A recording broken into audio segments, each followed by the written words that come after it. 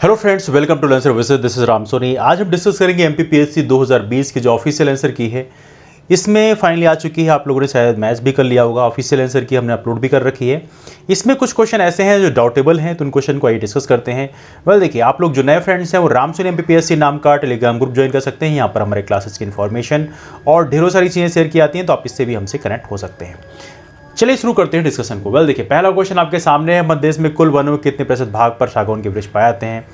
Well देखिए, यहाँ पे सभी को पता है कि इस क्वेश्चन में डिस्प्यूट है, 17% लिखा मिलता है। तो यहाँ पे देखा है तो ये मतलब 20% तो नहीं होगा, बाकी कुछ भी हो सकता है। तो यहाँ पे 20% की पॉसिबिलिटी, ये यहाँ पे बेसिकली ऑलरेडी डिस्प्यूटेबल क्वेश्चन है, शायद ये डिलीट हो जाना चाहिए। अगला क्वेश्चन आपके सामने, मध्य देश का फसल क्षेत्र में विकास दर वर्ष 2016-17 के लिए कितना है। अब देखिए, यहाँ पर देखा तो फसल क्षेत्र में, अब यहाँ पे फसल क्षेत्र, हालांकि यहाँ पे फसल सेक्टर की बात कर रहे हैं, तो यहाँ पे कुछ लोग यहाँ पे क्षेत्रफल यदि से काउंट करते हैं तो एरिया में विकास दर तो फिर गलत हो जाएगा। सेक्टर की यदि हम बात करें तो यहाँ पे ये सही हो जाएगा। तो उस हिसाब से देखा है तो यहाँ पे हल्का डिस्प्यूट है क्षेत्र और क्षेत्रफल के हिसाब से। तो यहाँ पे कह सकते हैं वो सिर्फ फसल क्षेत्र ही बोलते हैं, तो वहाँ पे ये डिस्प्यूटेबल क्वेश्चन हो सकता है। तो एनीवे ये भी एक डिस्प्यूटेबल हो सकता है, बिकॉज एमपीपीएससी ने नहीं बोला है कि यहाँ पर इंग्लिश मीडियम वाला जो है वो सही माना जाएगा, उन्होंने बोला है कि हिंदी मीडियम वाला सही माना जाएगा। तो ऐसे डिस्प्यूटेबल क्वेश्चन को उन्हें ध्यान रखना चाहिए। बट एनीवे, ये रहा एक क्वेश्चन, चंबल नहर सिंचाई परियोजना संबंधित है। तो वेल देखिए, अब इस क्वेश्चन में आप बोलोगे कि ये क्वेश्चन तो सीधा सही लगाया हुआ है यमुना बेसिन। हाँ बिल्कुल सही लगाया, लेकिन एक बार एमपीपीएससी ने कुछ साल पहले एक क्वेश्चन पूछा गया था एग्जाम में कि पचमढ़ी कहाँ पे है। अब पचमढ़ी की बात करें, वहाँ पे ऑप्शन दिए थे महादेव रेंज और एक है सतपुड़ा रेंज। तो बाद में उन्होंने इस क्वेश्चन को ही कैंसिल कर लिया था, बिकॉज इनको लगा कि महादेव और सतपुड़ा दोनों में है। तो यहाँ बिकॉज ऑफ दैट थिंग, तो यहाँ पे ऐसे ही मामला होता है। चंबल नहर बेसिकली यमुना बेसिन में आएगा, लेकिन यमुना बेसिन गंगा बेसिन का पार्ट है। तो बहुत सारे हमारे फ्रेंड्स ने गंगा बेसिन भी लगा रखा है, तो इस हिसाब से देखा तो ये क्वेश्चन भी हल्का डिस्प्यूटेबल हो जाता है ना।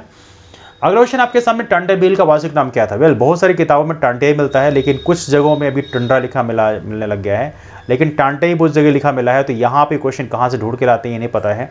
तो यहाँ पे देखा तो ये क्वेश्चन भी वापस से डिस्प्यूटेबल है, और इस क्वेश्चन में वाकई यहाँ पे इशू बन जाता है।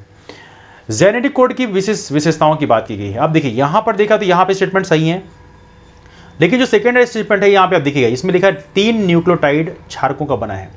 तो 3 नहीं बल्कि यहाँ पे 4 न्यूक्लियोटाइड होते हैं। जैसे एक होता है एडेनिन आपका, एक गुआरिन हो गया, और एक हो गया आपका थाइमिन, और एक हो गया साइटोसिन। ये 4 क्षारक होते हैं, इनसे बना होता है। तो यहाँ पे 3 लिखा है, तो यहाँ पे ये भी डिस्प्यूटेबल हो सकता है।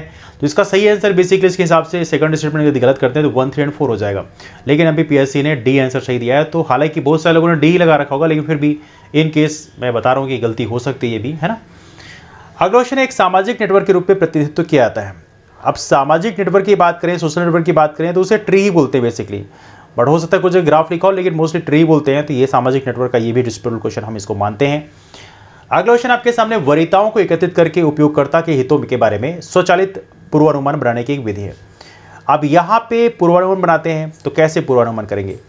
अब यहाँ पे उन्होंने लिखा है सहयोगात्मक फिल्टरिंग, बल्कि इसको बोलना चाहिए सोशल लक्ष्यीकरण, बिकॉज टारगेटिंग होती है बेसिकली।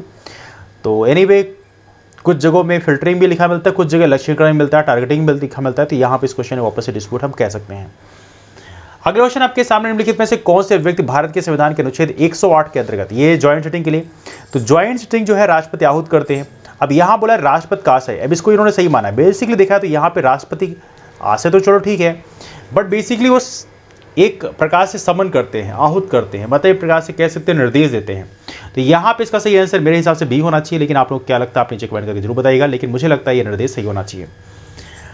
और ये क्वेश्चन आपके सामने, भारत के संविधान के अनुच्छेद आर्टिकल 368 के संबंध में कौन सा कथन सही है। वेल देखिए, इसमें यदि हम बात करें तो 24 में तो लिखा है, चलो ठीक है, यहाँ पे आर्टिकल 368 के बारे में लिखा भी है, लेकिन 101 में आर्टिकल 368 में क्या संशोधन किया था जी, ये मेरे समझ नहीं आया। तो आप लोग चाहें तो कमेंट कर सकते हैं, लेकिन मुझे लगता है इसमें इन्होंने जो दोनों सही लिखा है, यहाँ पे ये गलत है, यहाँ पे एक सही है दूसरा गलत है, ये होना चाहिए मेरी तरफ से, लेकिन आपको क्या लगता है आप नीचे कमेंट कर सकते हैं। तो ये रहे हमारे क्वेश्चंस के बारे में। एक क्वेश्चन डिस्प्यूटेबल हमें लगते हैं, इसलिए मैंने इस पर वीडियो बनाया है। आपको यदि लगता है कोई और क्वेश्चन डिस्प्यूटेबल है तो आप नीचे कमेंट करके जरूर बताएं, मैं उस पर वीडियो बनाऊंगा। और यहाँ पे हमने प्रॉपर्ली बैच कोर्सेज लॉन्च किए हैं, जिन लोगों को बैच कोर्सेज ज्वाइन करना है वो ज्वाइन कर सकते हैं। कॉल कर सकते हैं, नंबर है 8826033304। लेकिन इसके अलावा सबसे इंपॉर्टेंट है, राम सोनी एमपीपीएससी नाम का टेलीग्राम ग्रुप जरूर ज्वाइन कर लीजिएगा। यहाँ पर क्लासेस की इन्फॉर्मेशन शेयर की आती हैं, और आज शाम को रात को 10 बजे मैं लाइव रहूँगा आप लोगों के साथ में। डिस्कस करेंगे कौन सी स्ट्रेटेजी को हम फॉलो करना चाहिए भी प्रीलिम्स के बाद में। जिनका सिलेक्शन हो रहा है वो भी उससे सुने, जिनका सिलेक्शन नहीं हो रहा है उनसे भी गुजारिश है वो भी सुने, ठीक है। तो चलिए मुलाकात करते हैं आप लोगों को शाम को 10 बजे, तब तक के लिए बाय बाय, टेक केयर।